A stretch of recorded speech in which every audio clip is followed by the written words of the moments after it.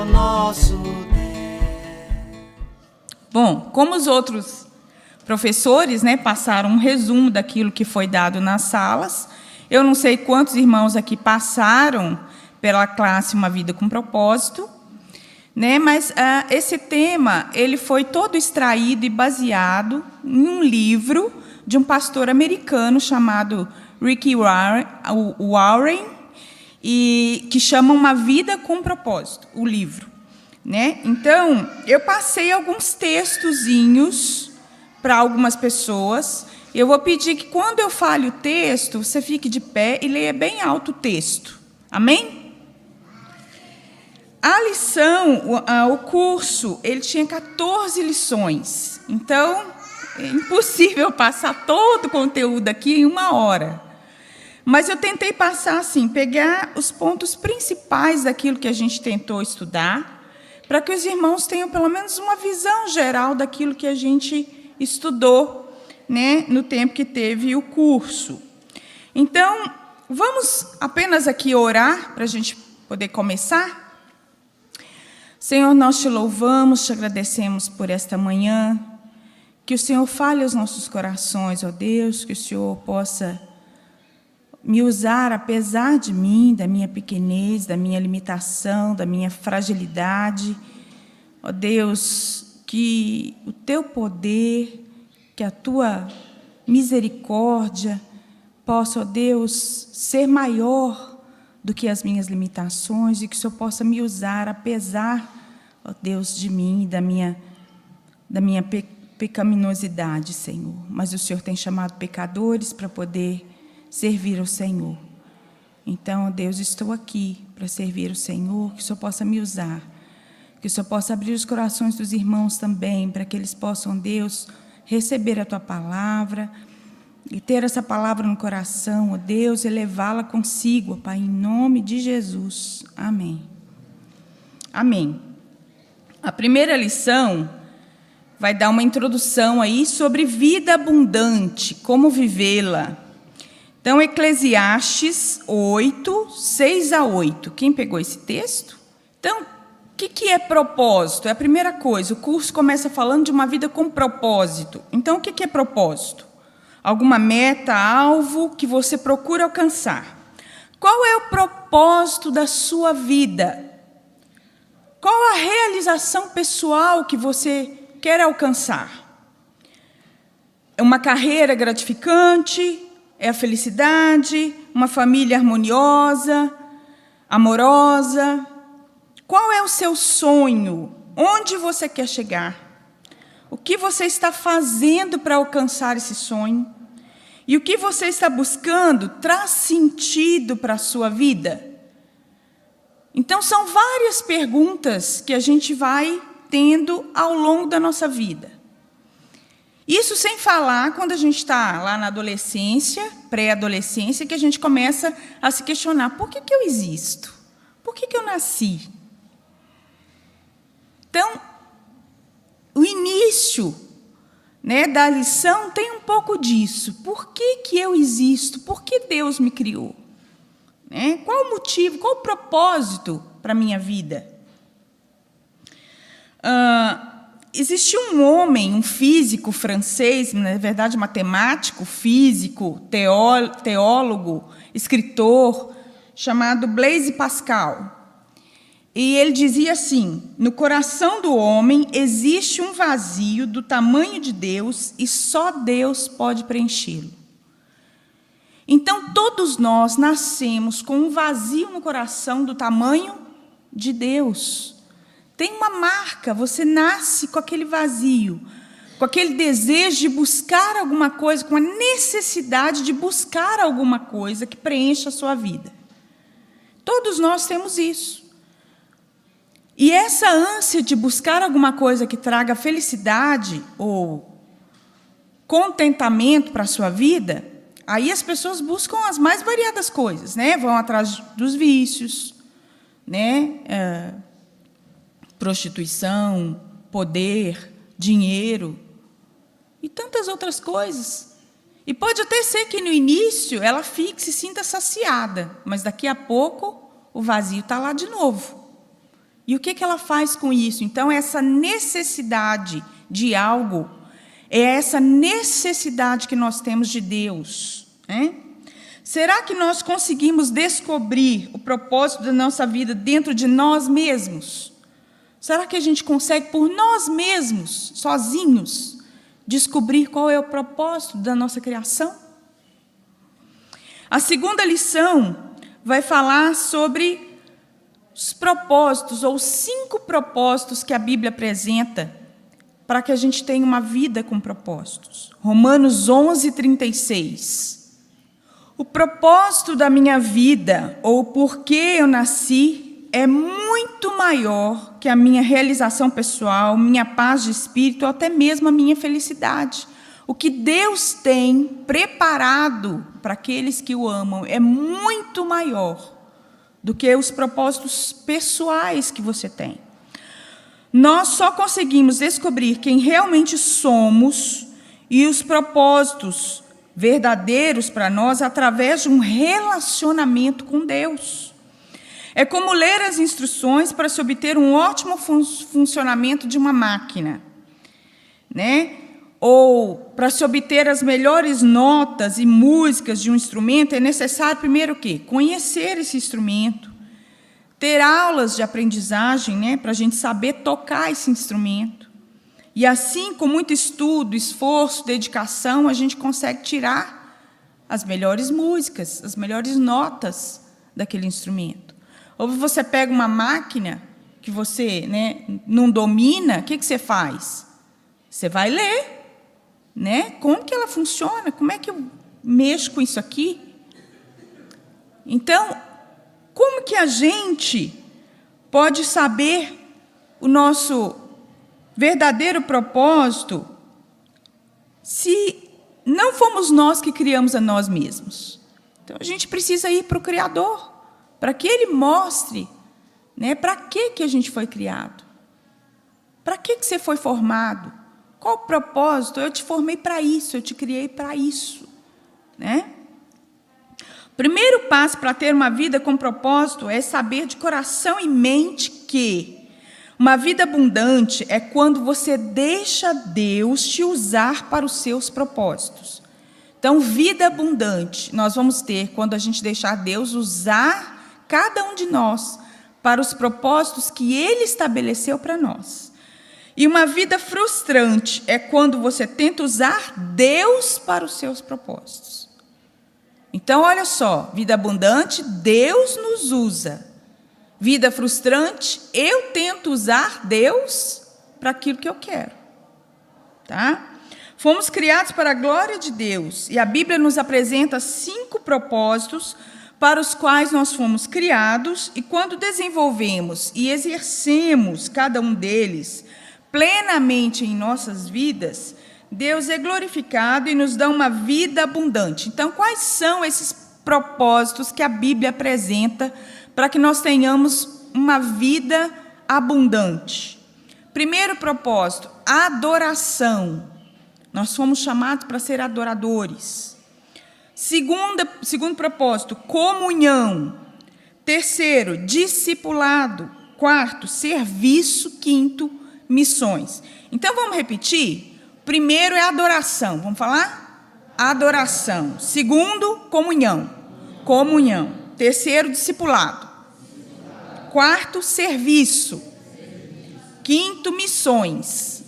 Vamos tentar falar os 5? Primeiro, adoração. Segundo, comunhão. Terceiro, discipulado. Quarto, serviço. Quinto, missões. Isso. Então, vamos pensar aqui.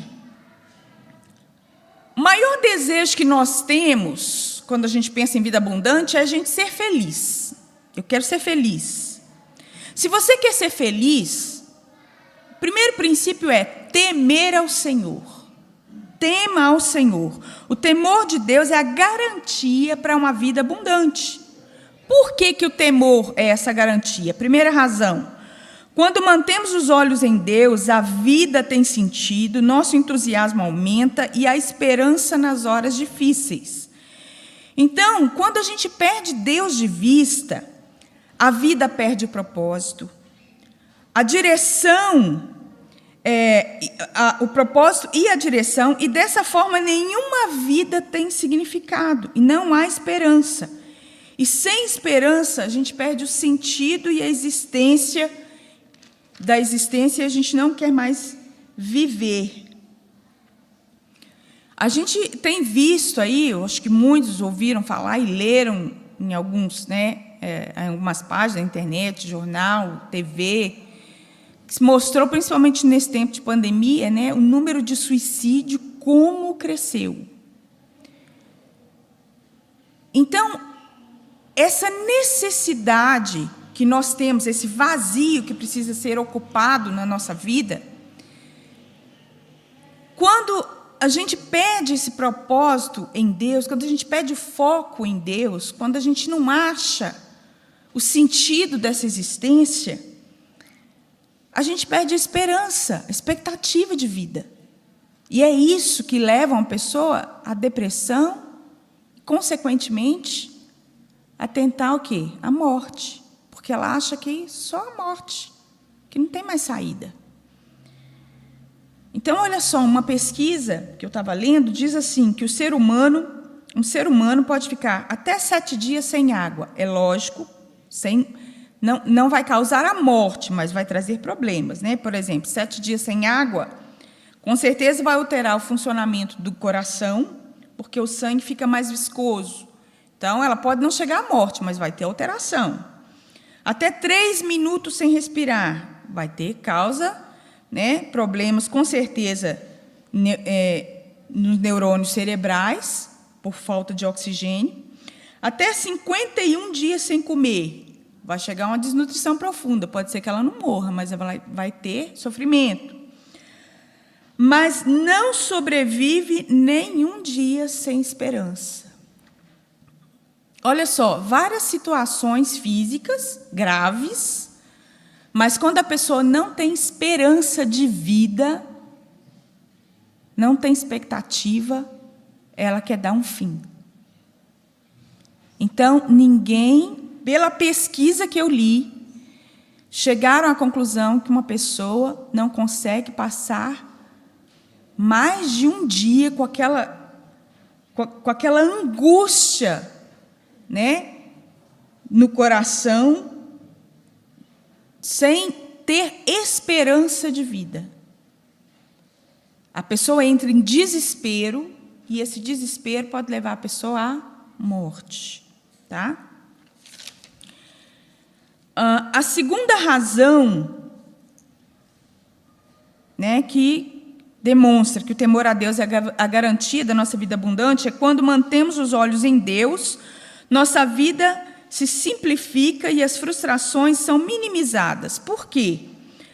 Quando nós estamos firmados em Deus, nós tomamos decisões baseadas naquilo que Deus tem para nós, e não em circunstâncias. Não nas pressões do momento, não no humor do dia. E é por isso que nós nos frustramos menos. Porque o nosso coração está firmado naquilo que Deus tem para nós. E aí a nossa frustração diminui. Alguém pegou, eu não sei se eu coloquei aí, Isaías 49:4. Olha só, a visão daquilo que está em Deus. A nossa correria, nosso estresse diário, que nós temos, e tudo aquilo que a gente conquista aqui nesse mundo são coisas passageiras. Se a gente colocar o nosso coração nisso, com certeza, você vai ver que a sua felicidade não está baseada nisso, porque tudo isso passa. Efésios 5:17. Isso, olha só. Procurai compreender qual a vontade de Deus para você. Terceira razão, quando tememos a Deus, trabalhamos a cooperação e a fraternidade, ou seja, nós nos preocupamos uns com os outros, buscamos ajudar e edificar uns aos outros. Nós temos uma visão de corpo, em que todas as partes são importantes. Então,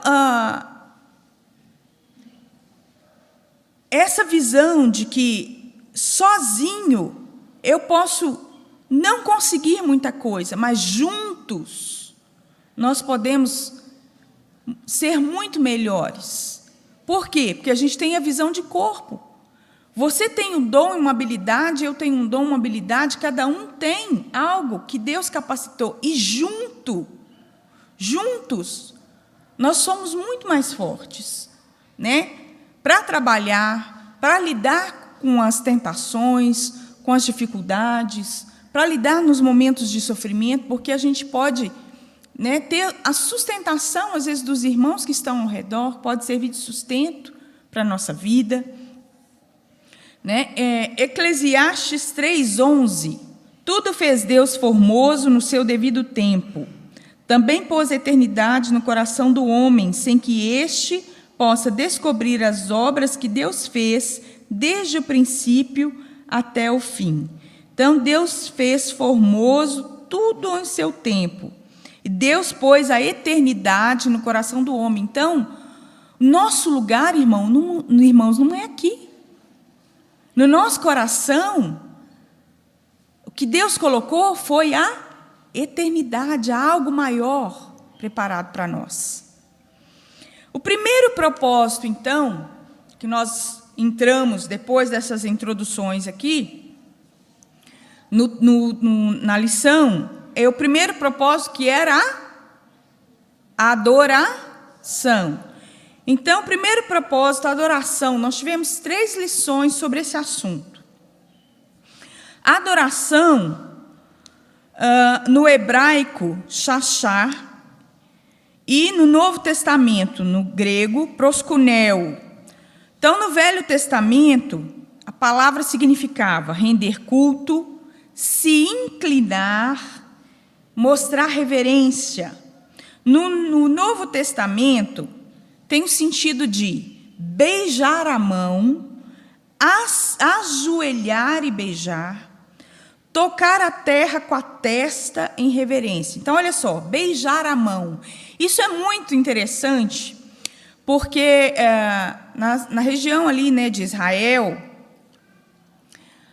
eles têm na cultura uma questão de quando alguém chega e beija o punho de alguém, né, uma pessoa beija o punho de uma outra pessoa, isso significa que você está pedindo para que aquela pessoa seja o seu mestre, que essa pessoa te ensine, ande com você, te ajude, trabalhe o seu caráter, sua personalidade, te ensine, te traga todos os ensinamentos de vida, cultura, né, educação. Então, tem um sentido de se submeter àquela pessoa, tá? Quando ele fala aqui, se ajoelhar e beijar, a gente lembra, né, daquela mulher pecadora, né, que se ajoelha e lava os pés de Jesus, e beija ali os pés de Jesus. Então, a gente vê que aqui no Novo Testamento, quando ele fala de adoração, tem todo um sentido de rendição, de um coração totalmente submetido, totalmente rendido ao Senhor. Tá? Portanto, a adoração é uma resposta, ou seja, uma atitude que nós temos, é algo ativo, né? Uma ação, em relação ao que Deus é na minha vida. Então, relacionado ao que Deus é na sua vida, a importância que Deus tem na sua vida, é a resposta que você vai dar como adorador. Louvor e adoração, então, são a mesma coisa? Não. Louvor tem o sentido de elogiar, elogio, celebrar por alguma coisa, elogiar, exaltar alguém por alguma coisa. Então, eu posso elogiar alguém ou alguma coisa sem me submeter ou me render a ele. Eu posso fazer um elogio aqui por várias coisas para alguém, elogiar, exaltar alguém aqui por alguma coisa que faz, ou que sabe, ou que conhece, mas isso não significa que eu vou me submeter àquela pessoa, me render totalmente àquela pessoa. Agora, a adoração, ela tem esse sentido de rendição, de submissão. Por isso a palavra fala, né, a Bíblia diz que Deus procura adoradores. O texto não fala que ele procura, eu procuro quem me louve. Não, eu procuro adoradores, pessoas que estejam rendidas, prostradas, submissas à minha vontade. Então, a verdadeira adoração envolve a visão da majestade divina, quando nosso coração, a nossa mente são conduzidos pela palavra, pelos cânticos, pelas orações, e nós nos colocamos quebrantados diante daquele que nos elegeu e nos salvou de forma incompreensível.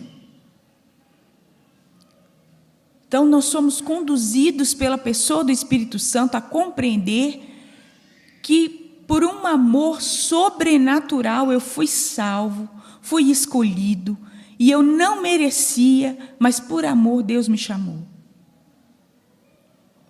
Visão da nossa plenitude e pecaminosidade. Reconhecer que somos vasos sujos, manchados, trincados nas mãos do oleiro. Somos pecadores, pequenos, impuros, carentes do Deus Santo, puro, perfeito e poderoso. E quando a gente tem a consciência que essa é a nossa situação, nós ficamos totalmente rendidos e suplicando a misericórdia de Deus. Esse é o sentido da adoração.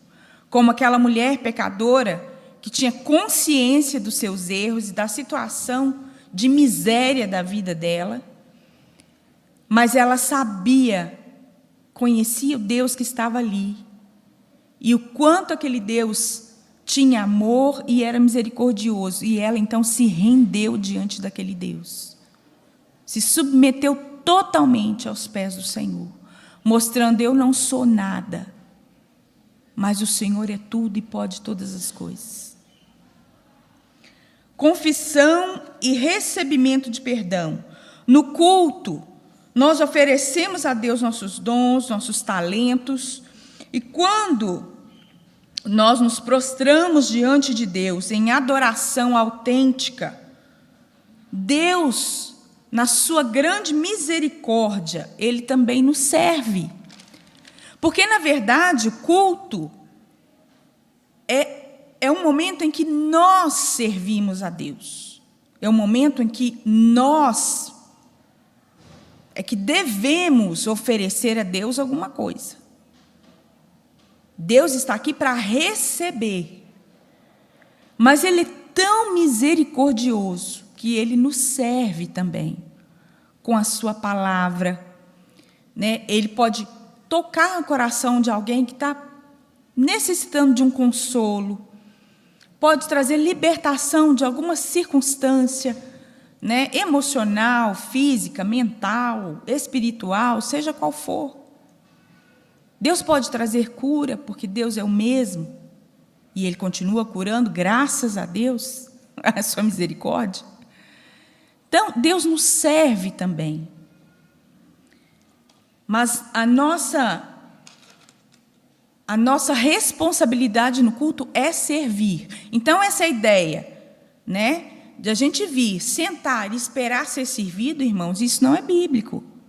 Porque o culto é para que a gente sirva. E Deus é que está aqui para receber o que a gente tem para oferecer. A consagração exige renúncia, esforço, transformação diária, ouvir a palavra de Deus, obedecer e servir. Então, a verdadeira adoração, ela envolve tudo isso: a visão da majestade divina, a visão da plenitude, da pecaminosidade da nossa vida, a confissão e o recebimento de perdão e a consagração diária das nossas vidas. Então, a adoração não é passiva. A adoração é impossível. eu ficar sentadinho, salvo, sentado e sossegado. Adoração não é isso. Adoração não é um momento, não é um clima. Adoração não é uma sensação que eu estou tendo. Não é uma simples declaração que eu faço. Não é um momento de cânticos no culto. Adoração não é para o nosso benefício. Portanto, é Deus que precisa ser agradado e não nós. Então, adoração é vida com Deus, é estilo de vida. Não tem nada com momento, um momento específico do culto. Não é um momento que eu fiz alguma coisa, que eu falei alguma coisa, que eu senti alguma coisa. Não tem nada a ver com isso. Adoração é estilo de vida. Portanto, é algo diário, que exige ação, todos os dias. O verdadeiro adorador, ele busca intimidade com Deus e quer conhecê-lo mais e mais. Então, é algo diário. Procura, através da sua palavra, saber o que ele pensa. Ele me criou, ele tem um propósito para a minha vida, portanto, eu preciso saber o que esse Deus pensa, o que ele quer de mim.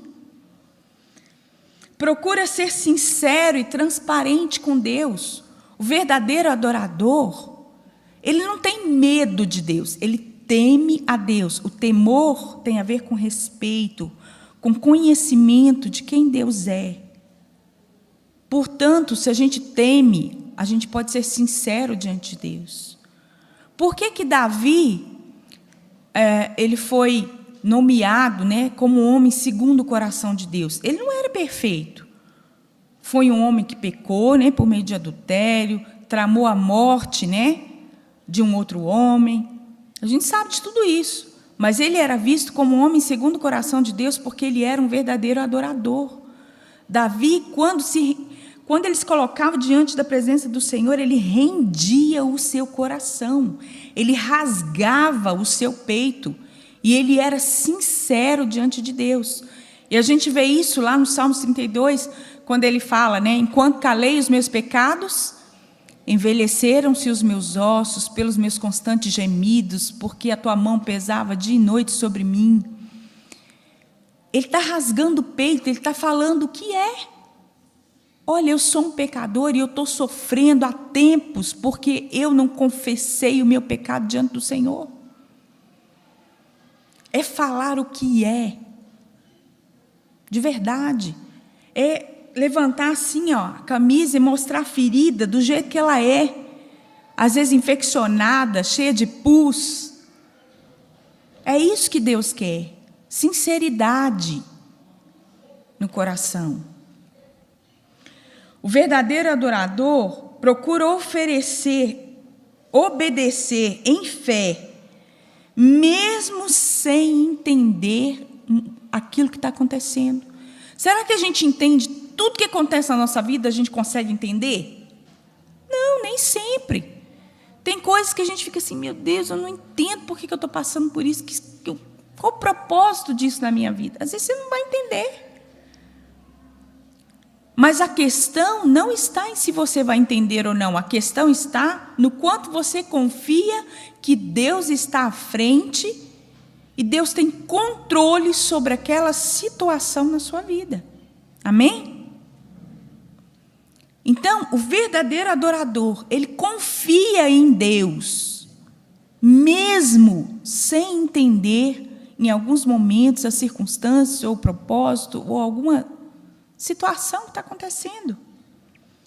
Ele busca uma relação com Deus baseada na palavra, nos joelhos dobrados diante do Senhor, e não nas opiniões,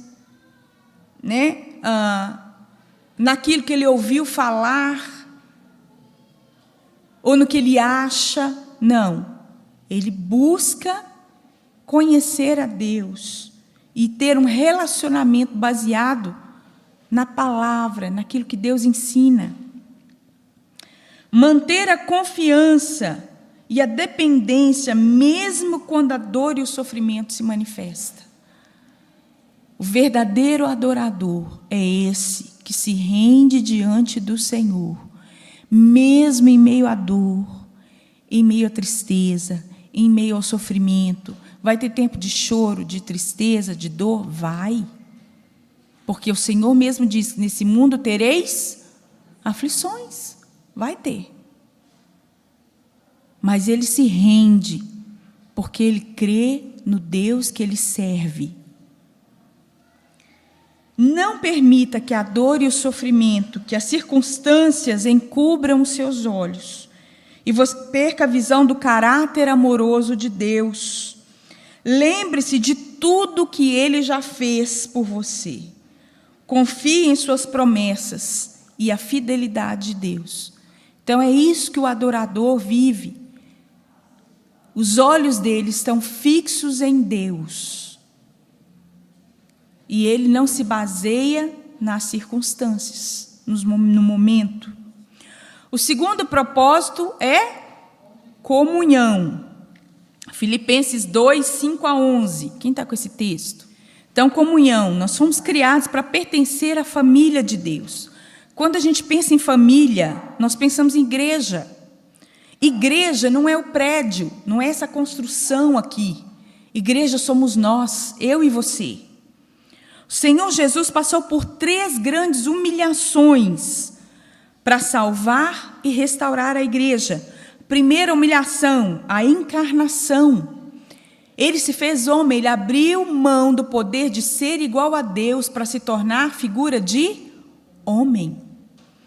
Então essa foi a primeira humilhação. A segunda, a cruz, que era a pior e a mais cruel forma de castigo da época. Era o castigo mais vergonhoso para a pessoa que tivesse cometido o pior erro. E Jesus recebeu esse castigo. A terceira humilhação, Jesus entrega a sua pessoa e a sua reputação à igreja. No Velho Testamento, Deus morava longe, fora e longe do alcance dos homens. Então era necessário derramar o sangue, fazer sacrifício para que houvesse a manifestação de Deus. No Novo Testamento, Deus se torna o Deus ao lado, através de Jesus. Ele está ao lado, né, daqueles homens, está ao lado das pessoas. E, finalmente, depois da morte e ressurreição de Jesus e a vinda do Espírito Santo, ele passa a ser o Deus dentro de nós. E o seu nome e a sua reputação agora estão ligados ao nosso testemunho. Então, o nome do Senhor e a reputação do Senhor Jesus estão ligados ao seu testemunho. Se o seu testemunho é ruim, o nome de Jesus é mal visto. E a reputação do cristianismo, daquilo que Jesus pregou, também é ruim. A igreja foi criada por Deus e Ele é o cabeça. Será que Cristo assumiria uma instituição que Ele não considera importante? Hoje em dia, muitas pessoas acham que igreja não é importante. Para quê? Eu posso buscar Deus na minha casa. Eu não preciso ir na igreja para isso. Mas será que Deus, assumiria, criaria e se entregaria para uma instituição, por vidas, por pessoas, porque a igreja sou eu e você, que Ele não acha importante? Quando Ele fala, lá no livro de Salmos, que como é bom e agradável viverem unidos os irmãos, aí Ele vai falando que é como óleo precioso que desce sobre a barba de Arão, e Ele vai falando desse óleo que vai sendo derramado sobre o corpo, e no fim Ele fala, ali ordena o Senhor a sua bênção. Então, tem bênçãos que Deus tem para nós, que elas são derramadas em momentos de comunhão. E Deus fala isso, então isso é algo importante.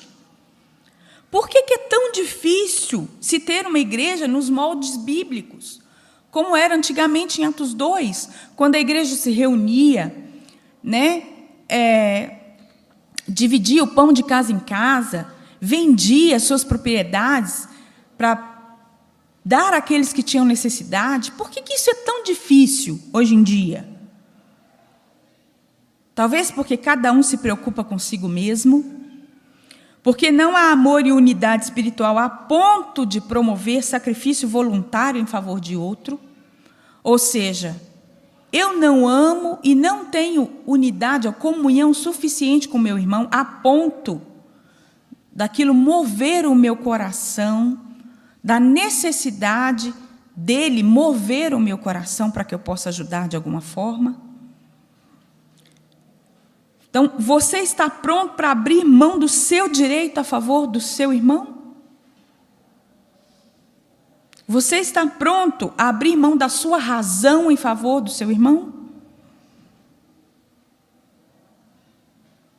Porque nós sabemos, irmãos, que aqui na igreja nós temos, a Bíblia nos chama para ser discípulos. Então, nós temos discípulos mais maduros e discípulos novos. Mas os discípulos mais maduros, estão prontos para abrir mão do seu direito em favor daquele que ainda não sabe tanto quanto você, a fim de que ele não se escandalize, a fim de que ele tenha tempo para poder aprender aquilo que você já aprendeu, ter paciência, se dispor a ensinar, andar com ele. O que nos une deve ser mais forte do que o que nos separa. Nós já vimos muito nesse tempo de ministério, ele está fazendo 30 anos de ministério. Nesse tempo, nós já vimos muito nas igrejas irmãos que fazem listinha de decepções, de coisas ruins que aconteceram. Meu irmão, para de fazer lista de coisas ruins que aconteceram, de coisas que você não gosta, e passa a fazer lista de coisas boas que Deus tem feito na sua vida. Porque o que nos une deve ser muito maior do que aquilo que nos separa. E a gente tem usado, às vezes, a desculpa de falar, mas eu sou diferente. Mas Deus nos fez diferentes. A multiforme sabedoria de Deus. Nós somos diferentes. Mas a oração de Jesus foi: Pai, faz-nos um, para que o mundo saiba que Tu me enviaste. Então, isso não é uma desculpa para a gente se separar. O Ney já falou aqui várias vezes, na sala, no estudo também eu já falei. Tem 3 frases que a gente deve levar sempre conosco. Em coisas de maior valor, tenhamos unidade. Vamos falar isso? Em coisas de maior valor, tenhamos unidade. O que é de maior valor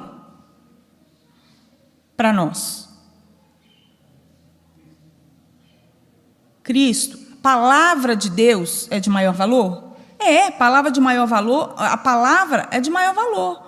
Não dá para eu ter uma opinião, o fulano ter outra opinião, um acha uma coisa, outro acha outra coisa. Dá? Não, não dá. A palavra é uma só. Então, em coisas de maior valor, tenhamos unidade. Em coisas de menor valor, tenhamos liberdade. Vamos falar? Em coisas de menor valor, tenhamos liberdade. O que é de menor valor?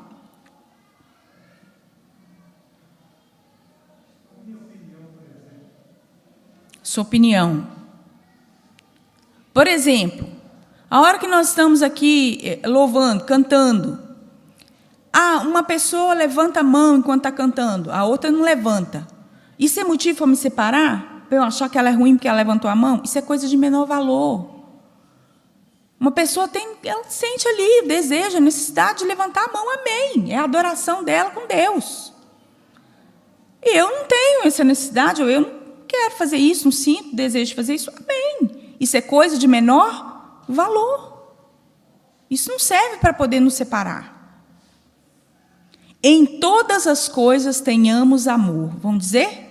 Em todas as coisas tenhamos amor. Então, em coisas de maior valor, tenhamos unidade. Em coisas de maior valor, tenhamos unidade. Repitam lá. Em coisas de menor valor, tenhamos liberdade. E em todas as coisas, tenhamos amor. Isso. Porque juntos nós somos melhores. A gente precisa pôr isso na cabeça. E sempre se lembrar da oração. Pai, faz-nos um. Faz-nos um. Então, para a gente ser um, o que nos une deve ser maior do que o que nos separa. As nossas diferenças devem ser o menor, não o maior. Terceiro propósito, qual é? Discipulado. Mateus 28, 18 a 20, que vai falar da grande comissão. Quem está aí? Quem está com o texto? Mateus 28, 18 a 20. Bom, no grego, a gente vai perceber que só existe um verbo nesse texto que expressa ordem. Isso, ordem. Porque quando a gente lê o texto, a gente vê ide e fazei. Tem dois textos aí, dois verbos aí, que demonstram ordem. Mas no grego, só existe um, que é fazei discípulos. O ide, ele vai aparecer no gerúndio. O que é gerúndio? É um verbo que expressa continuidade. Então, como a gente lê no texto, né? Ensinando, batizando, tudo isso expressa continuidade. Então, o ide, no grego, vai estar indo. Então, também é algo de continuidade, que eu devo fazer todo o tempo. Todo o tempo. Eu preciso ser essa testemunha, esse missionário que vai levar a palavra, ou um testemunho de Cristo. Então, indo, fazei discípulos. Essa é a ordem. Jesus, enquanto esteve na terra como humano, desenvolveu dois ministérios, o público e o particular. No ministério público, Jesus pregava, Jesus ensinava, Jesus curava, Jesus libertava, Jesus alimentava a multidão, né? Depois ele se despedia deles, geralmente ele ia orar e o povo ia embora. O ministério particular, Jesus acompanhou 12 homens. Então, ele tinha um relacionamento comprometido com esses homens. Jesus trabalhou caráter, a personalidade, ensinou. Jesus andava com eles todo o tempo, exortava, né, todo o tempo. Então, Jesus estava ali, com uma amizade, um relacionamento de compromisso com esses homens. Tinha intimidade com esses homens. Então, discipulado tem a ver com esse ministério particular que Jesus desenvolveu. E a Bíblia fala que nós temos que desenvolver esse ministério, que isso foi dado à igreja. Então, qual é a situação da igreja hoje? Qual o ministério que a igreja geralmente tem desenvolvido? O público ou o particular? O público. O particular tem ficado de lado. E nós temos problemas por conta disso, porque é no ministério particular, nesse relacionamento de compromisso, de amizade, que a gente consegue sentar, ouvir aquilo que está dentro do coração daquela pessoa, a confissão, a oração, chora junto, estuda junto. Há momento de exortação, de orar juntos. Então, é um ajudando o outro. E isso é necessário, irmãos. Que se não fosse, Deus não estava colocando e Jesus não faria. E isso vai fazer diferença depois aqui no ministério público. Por quê? Nós vamos ter discípulos mais maduros, que vão estar mais preparados para estar trabalhando os discípulos mais novos, aqueles que vão chegando. Então, o discipulado não é uma obrigação do pastor, do presbítero, do diácono, não. É uma obrigação de cada um de nós. Porque a ordem aqui foi dada à igreja. Qual o ministério, então, que a igreja tem mais desenvolvido? Público, né? Discipulado é quando um discípulo mais maduro, através de uma relação pessoal e comprometida, ajuda outro discípulo de Cristo a aproximar-se mais dele e, assim, reproduzir. Então, discipulado também tem a ver com reprodução. Eu caminhei com você, eu estudei, nós oramos juntos, nós estudamos juntos, eu acompanhei todo o seu crescimento espiritual. Chega num ponto em que você agora começa a acompanhar outro. Então, há essa reprodução. Você cresce com alguém, depois que você cresceu, você vai acompanhar outra pessoa, e essa pessoa chega num ponto que ela vai acompanhar outra pessoa, e assim vai. Deus preparou tudo para o que nós precisamos para crescer. O Espírito Santo, né? Que nos ajuda, que nos auxilia, que nos ensina, que nos quebranta. As circunstâncias, também Ele vai nos falar por meio das circunstâncias, né?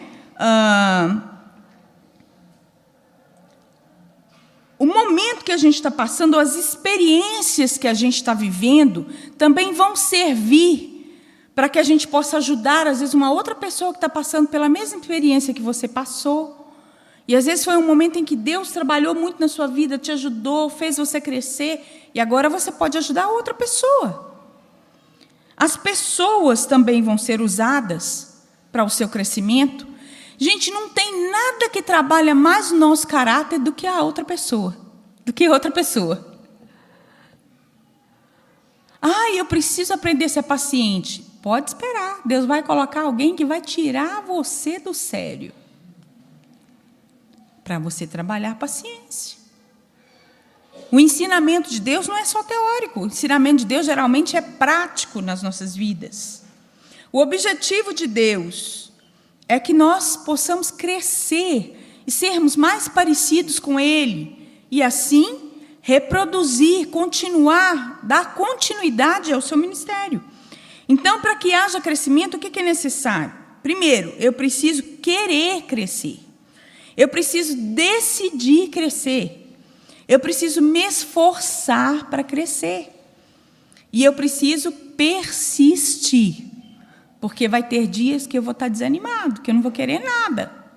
Mas eu preciso persistir. O quarto propósito, qual é? Serviço. Mateus 20, 28, quem está com esse texto. E Efésios 2, 8 e 9, quem está com o texto. Então, Mateus 20, 28. Efésios 2, 8 e 9. Então, olha só. Filho do homem veio para servir, nos ensinando. Olha, vocês não estão aqui para ser servidos, não. Vocês vieram para servir.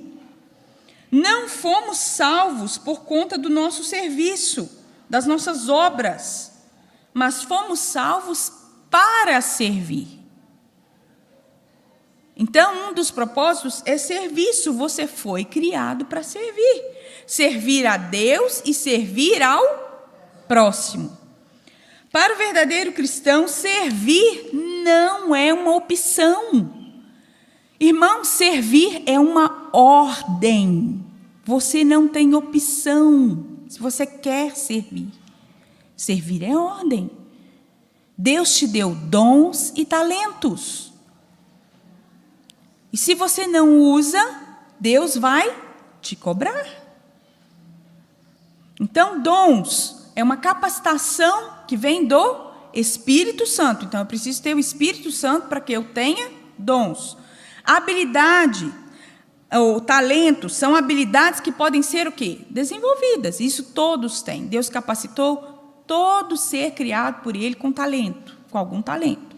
Mas o dom é só aquele que tem o Senhor Jesus como Salvador da sua vida, que tem dom. É fundamental que você saiba qual a forma que Deus te deu para melhor servi-lo. Então, vamos pensar nessa palavra, forma. A primeira letra da palavra, qual é? F.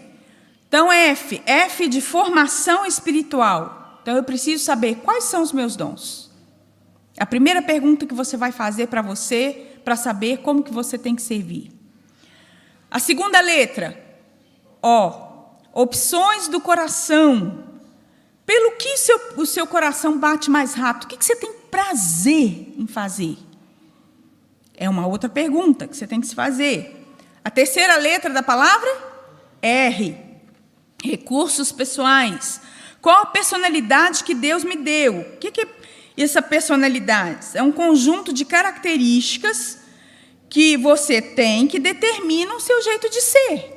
Então, você tem um jeito específico, único de ser. E Deus vai usar o seu jeito de ser também para servir.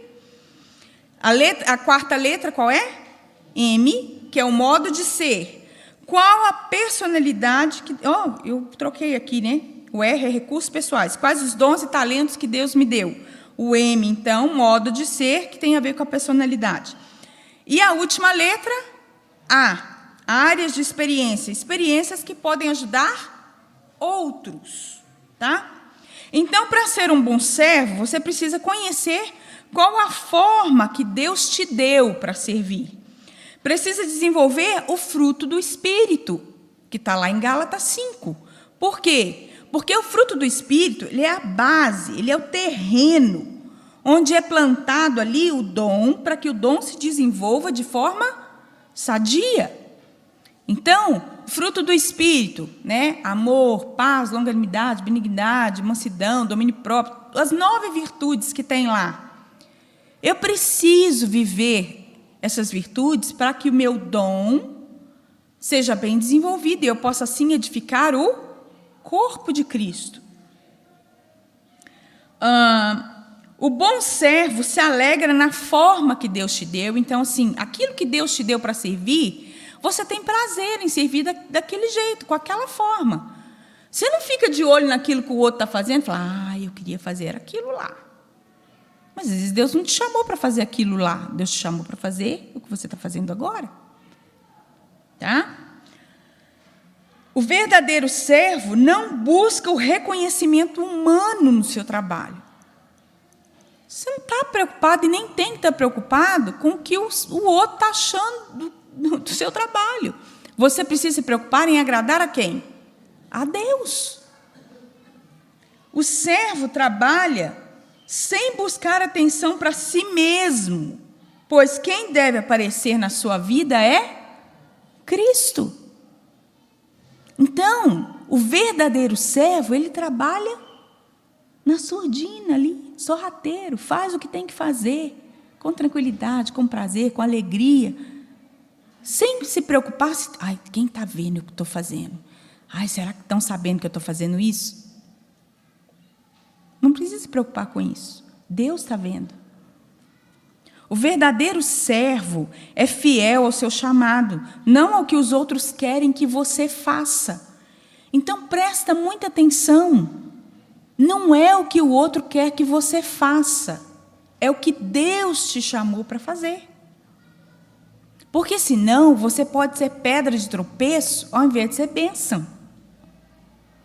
Então não é uma questão de cargo, é uma questão de chamado.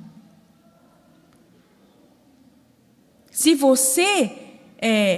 alguém quer te dar um cargo que você sabe que Deus não te capacitou para aquilo, então você deve ter consciência de falar, olha, não sirvo para isso aqui.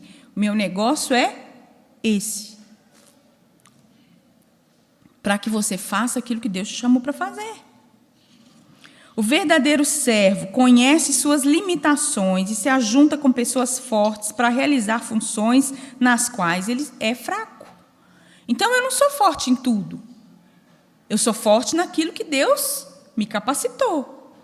Mas se eu estou desenvolvendo um ministério que tem várias funções, então eu vou desenvolver aquilo que eu sou forte e vou me ajuntar com uma outra pessoa que é forte naquela outra parte que eu não sou bom. Isso é igreja. Eu faço a minha parte, esse aqui faz aquela outra, o outro faz a outra, e assim o trabalho sai muito melhor.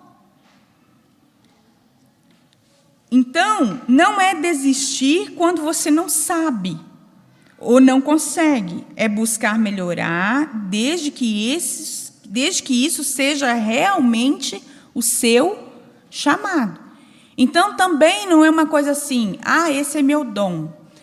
Beleza, esse é o dom, então você vai cruzar os braços, não precisa fazer mais nada. Não.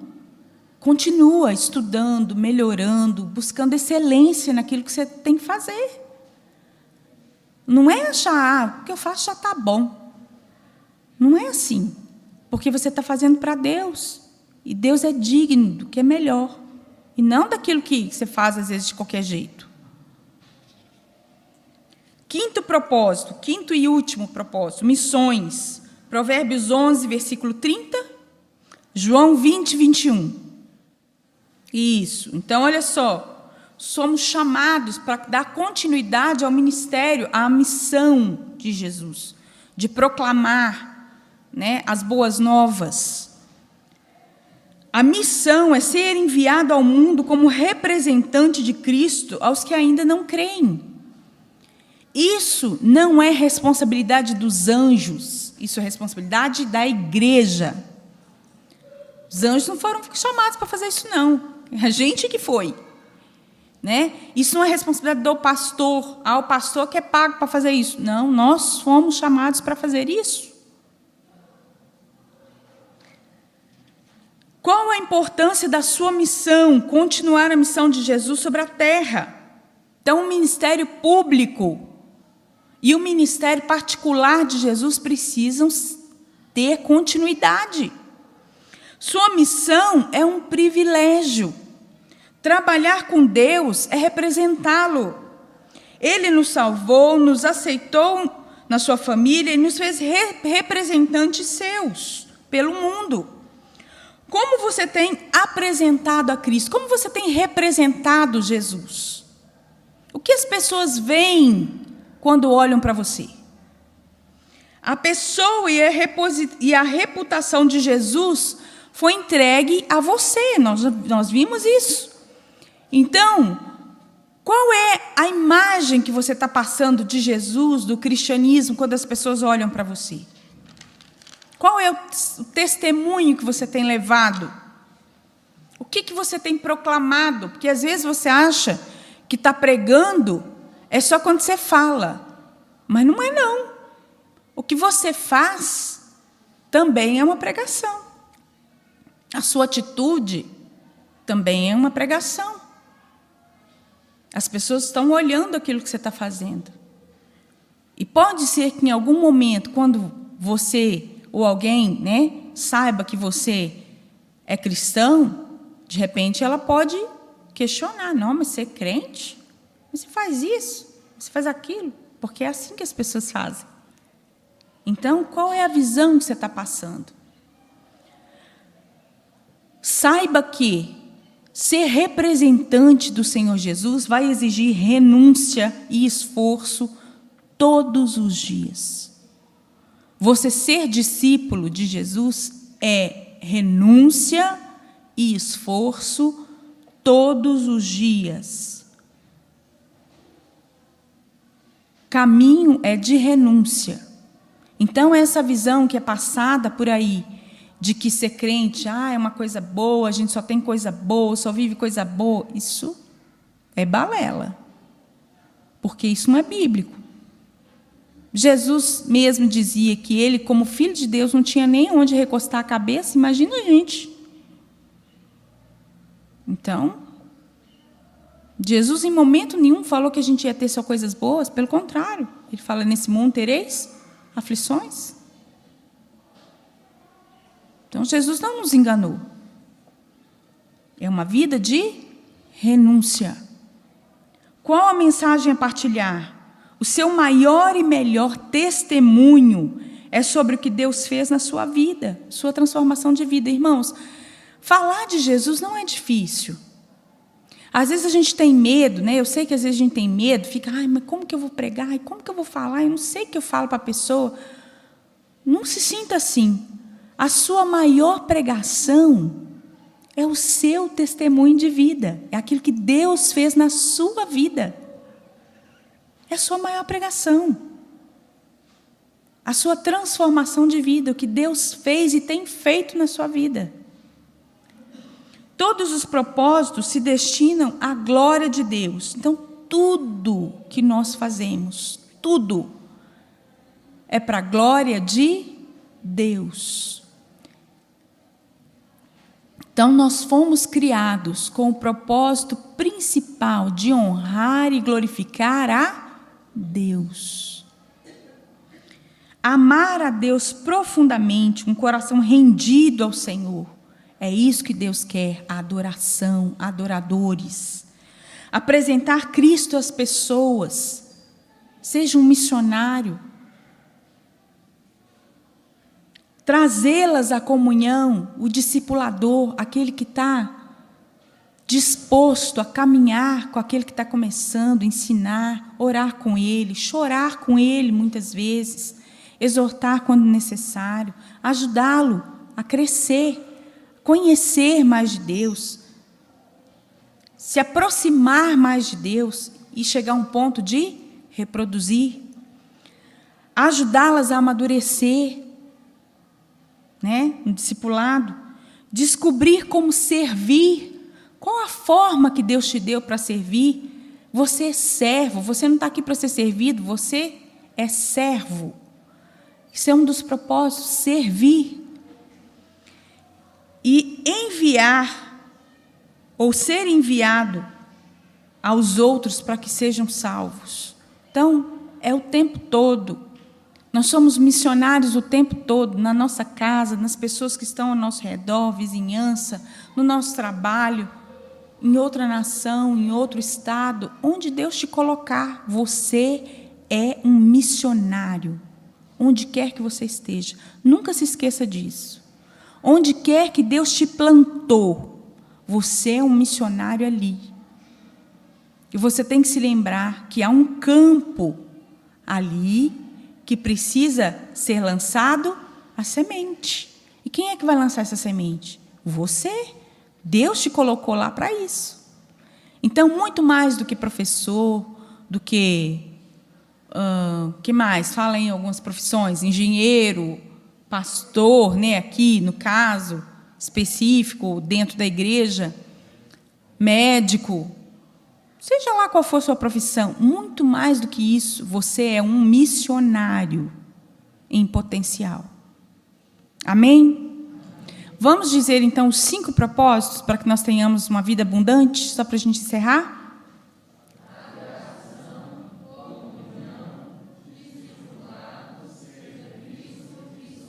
Amém. Que Deus possa nos ajudar, então, para que nós possamos viver, desenvolver esses propósitos, para que nós possamos ter uma vida abundante. Amém?